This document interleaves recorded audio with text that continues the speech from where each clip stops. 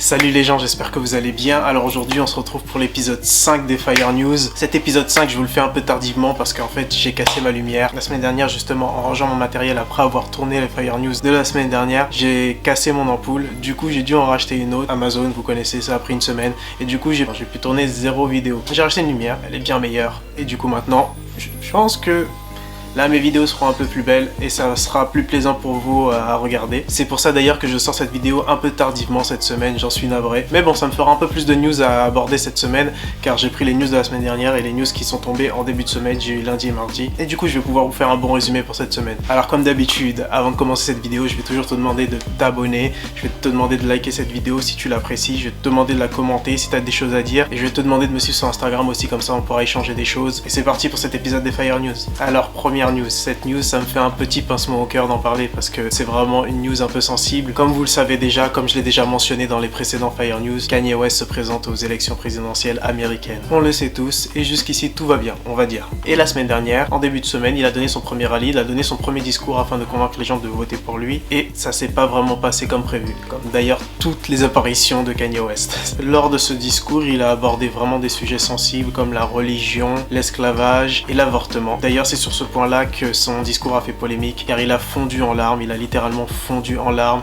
lorsqu'il a parlé de ça. Et il se positionne contre l'avortement car pour lui c'est comme si on tuait un être humain. Et justement pour illustrer ses propos, il disait que son père voulait avorter, que si sa mère avait écouté son père, il n'y aurait pas eu de Kanye West. Et c'est à ce moment-là qu'il a commencé à fondre en larmes. Et après il a donné l'exemple de sa fille en disant qu'il a failli tuer sa fille car il voulait avorter sa première fille. Et c'est Kim qui lui a dit non, n'avorte pas. Et c'est à ce moment-là que Kanye West a fondu en larmes. Vous avez vu les vidéos, c'est sûr, c'était des vidéos virales.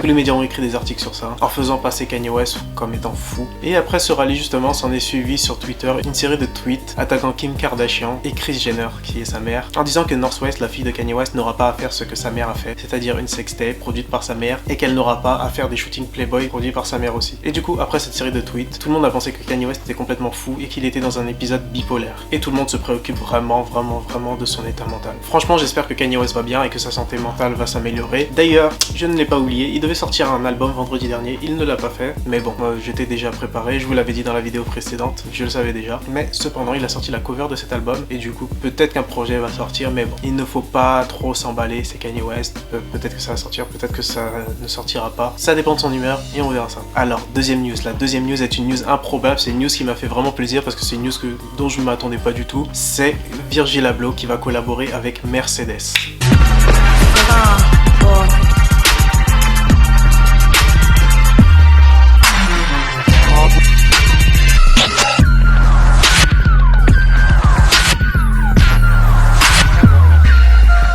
Je n'ai pas l'habitude de voir ce genre de collab, du coup je suis impatient de voir ce que ça va donner et on ne sait pas encore sur quoi il va collaborer.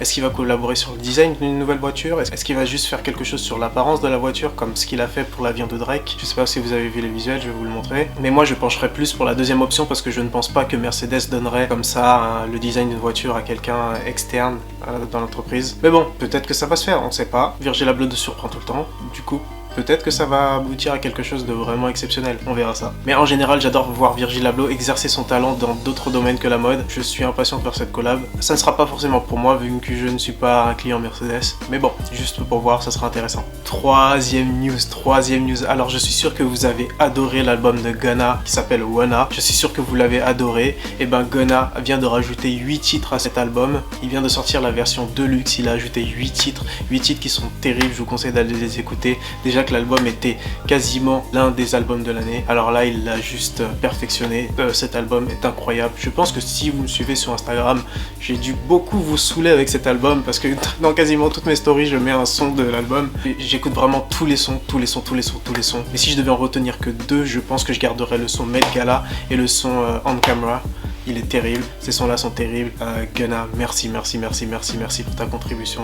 Et merci à ses producteurs aussi, parce que les instrus sont terribles. Et quand Gunna pose dessus, c'est terrible. Je vous conseille d'aller écouter ça rapidement, s'il vous plaît, dépêchez-vous.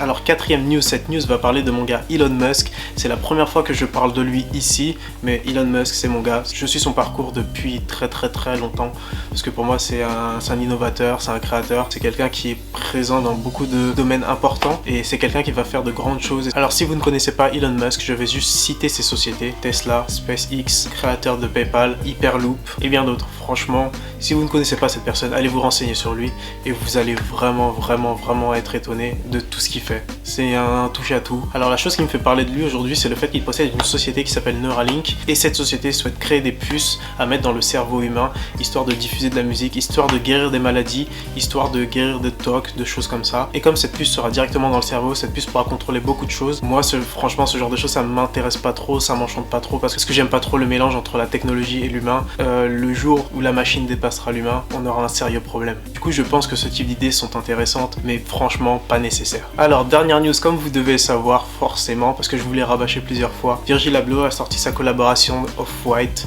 Jordan 4, le modèle crème. Et ce week-end, lors de la sortie de cette paire, il organisait une rafale pour une association. Pour entrer dans cette rafale, il fallait payer 3$, et ces 3$ étaient reversés à l'association Hugs No Slugs. C'est une association basée à Chicago qui permet d'aider localement les gens qui sont dans le besoin. Et une fois de plus, Virgil Abloh fait une bonne action. Je vois déjà les détracteurs venir et commencer à critiquer et dire qu'il fait ça juste pour redorer son image à cause de l'histoire des 50$, tout ça. Non, Virgil Abloh a toujours fait ça. S'il vous plaît, arrêtez de voir le mal partout. D'ailleurs, moi j'ai eu ma paire et je vais la chercher dans 30 minutes là. Je tourne cette vidéo, je me change, je sors, je vais à la boutique et je récupère ma paire tranquillement. Et d'ailleurs, je vous ferai un petit unboxing. Suivez-moi sur Instagram, suivez-moi, comme ça je vous montrerai. Comme ça vous verrez au quotidien quand je porte la paire, comment je la porte, les outfits que je mets avec, tout ça. Vous verrez tout ça. Ça vaut le coup. Suivez-moi. Et voilà les gens, c'en est fini pour ces Fire News. J'espère que vous avez apprécié ces news. Et mettez-moi en commentaire vos news préférées et dites-moi ce que vous en pensez. Et on se retrouve la semaine prochaine pour le prochain épisode des Fire News. Peace.